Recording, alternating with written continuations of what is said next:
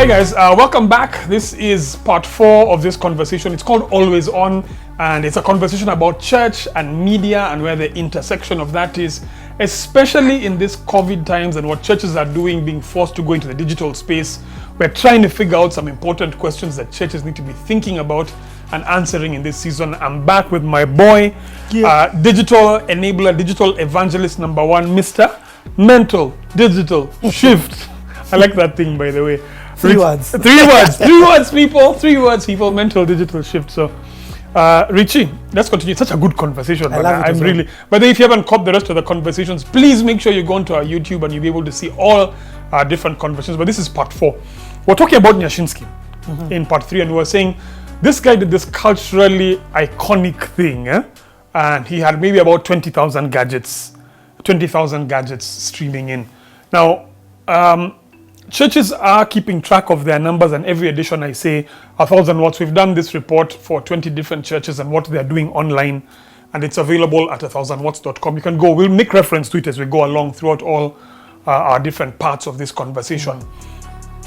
But, you know, we look at numbers like that and you say, okay, this guy had 20,000 people, and I'm a church, and maybe my church has 10,000 people. So I anticipate at least 8,000 people or 5,000 people, but I'm not getting those numbers. The first question I ask you is, what numbers should I actually be keeping track of if I'm a church? What are the things in the online space I should be saying, this is a useful number, this is not a useful number? First of all, let me start by saying social comparison is a destroyer. It will kill you. It will kill you. It will kill you completely. Like now, I'm sure there are guys who just switched off as they had the numbers. They don't look at their own numbers. They're just like, I'm failing and all of those things. So compare yourself to yourself. Yeah. I know this sounds very crazy, but compare yourself to your own goals. So compare yourself to Kuria. Let me ask you. You are definitely not going to get 20,000 live streams all at a go, but I'm not, maybe let's say 2 million people watching. You get what I mean? Your aim is not to compare yourself against Absolutely not. Absolutely not. So who do you want to watch this video that you're shooting? I think this video is for... Sorry. First question. Why do you do these videos? I think these videos are to help the church and to help them try and navigate that digital space and that content creation space in this season. What you've just defined is your vision and your target audience. That's what churches need to do. So when you ask about what relevant numbers they are, it again has to be in comparison to those two things. Absolutely. So let's talk about the kind of numbers that... In fact, on the 1000 watts reports that we did, one of the things that we say is don't compare apples with oranges. So for instance, a church has 10,000 people.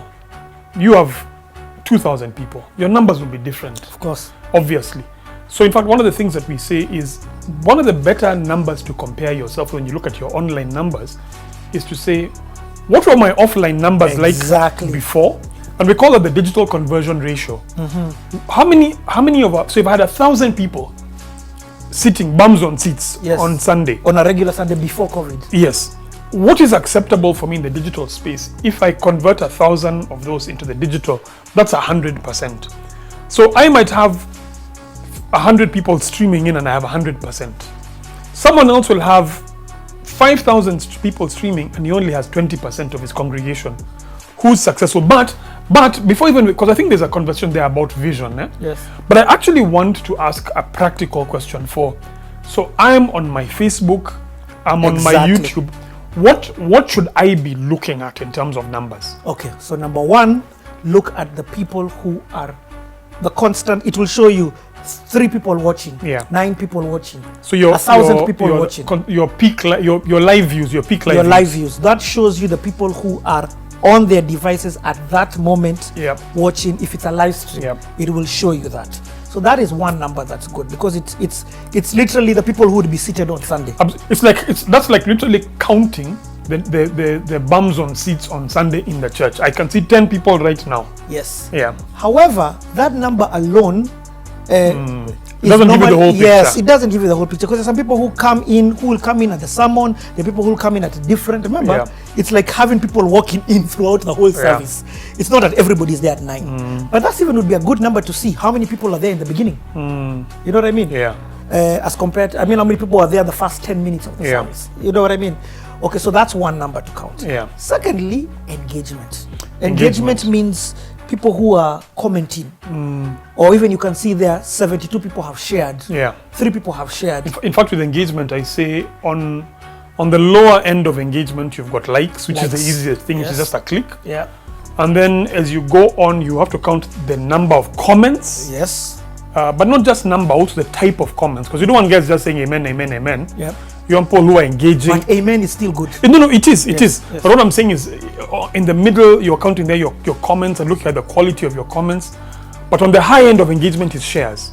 And shares is someone who's saying, I like your content enough to extend it onto my platform, that I trust it enough to extend it there. So engagement is a number we should be counting. That is exactly. And just to add on to what you've said, there's 3 types of viewers there's 3 types of, I can classify your audience into 3 types of people. So there's the one who will never comment, but will view. I call that person a viewer. There's somebody then who will comment, share, comment on the thing, like the posts. I call that person a consumer, and they respond to your call to action. So for example, you ask them to tithe, they can even respond to that. But then there's a third level, and that is somebody who has viewed, who's commented, who's shared, who's tithed, but they love that content so much that they're willing to put it, to share it onto their platforms. That's an ambassador. So back to... So you've got your viewer at the bottom level, you've got your consumer, and then you've got your ambassador. And our aim is always to move the viewer to be an ambassador. That's so interesting. I know we're still talking numbers, we'll come back to it. What I'm hearing you saying is I need to figure out, of the 200 people who are watching, who are they? And try and figure out, how do I move you from one place, one level to the next level and to the next level? And one of the measures of success for me is when my engagement is deep engagement. Okay. So and you do this offline. When how many people are new in church today? Absolutely. Put up your hand. Absolutely. People put up their hand and you tell them, let's meet you after service. The whole reason you're meeting them after service is to move them from one level. And how do you convert? That's so interesting, because what you're saying then... This is how you digitally convert.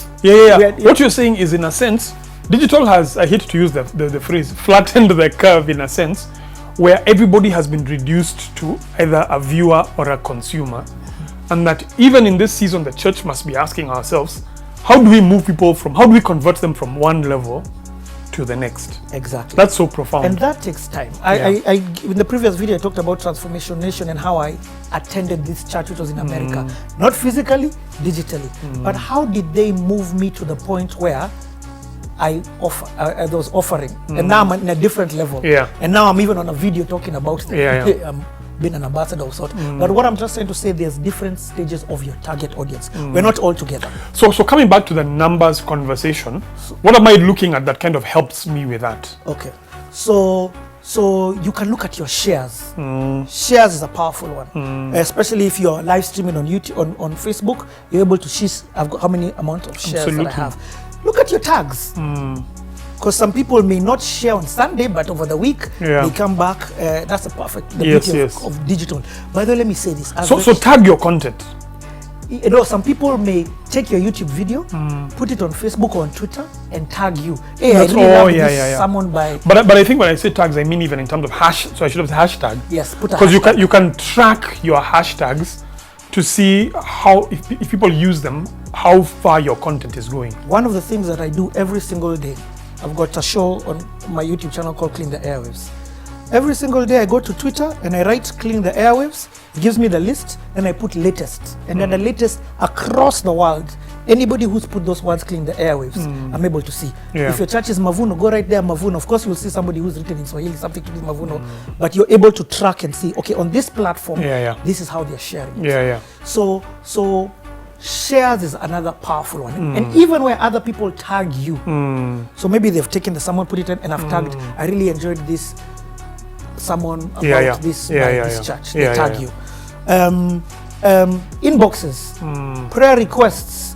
There's ways that you're able to see, is our content also emotionally connected with other people? Yeah. Okay, so, and that's all under engagement. Even inboxes falls under engagement. So you're talking about it's not just about the numbers of live views. You're looking at the engagement as well. The engagement. Because that's an important data set to keep your eyes on. Let me say this.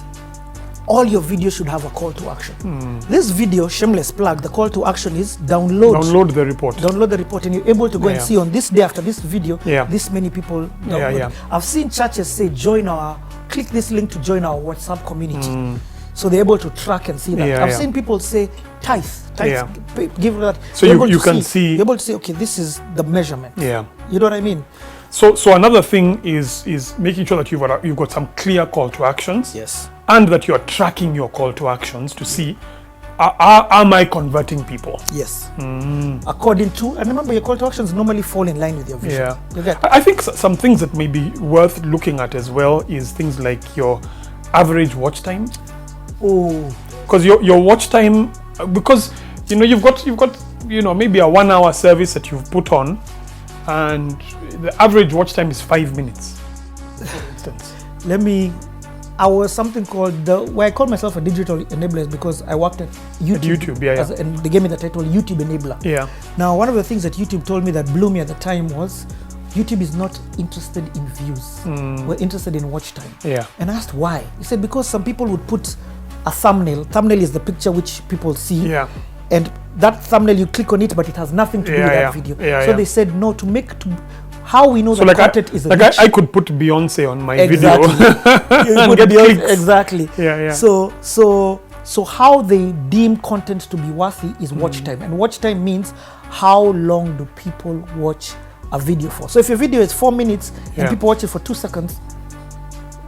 So looking at watch time, for instance, that's a very useful thing. And let me say, watch time also helps you improve your digital offering.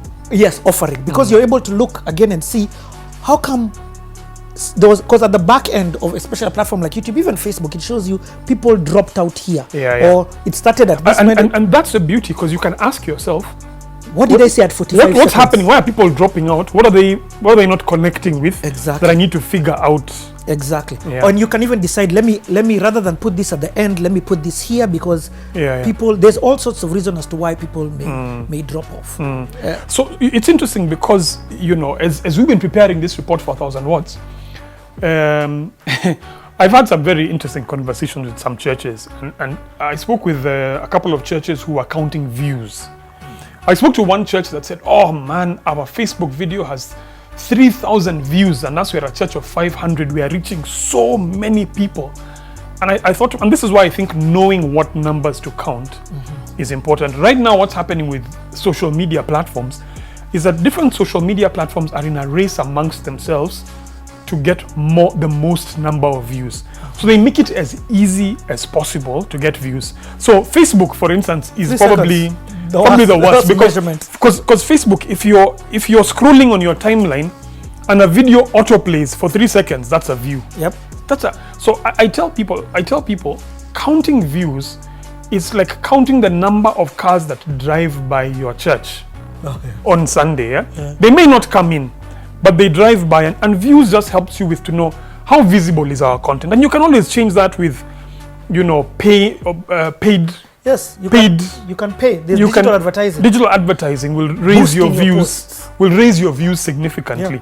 So it's important that people know what to measure and what not to measure. But I want to ask you one last question in this. But can I say something about views? Yeah.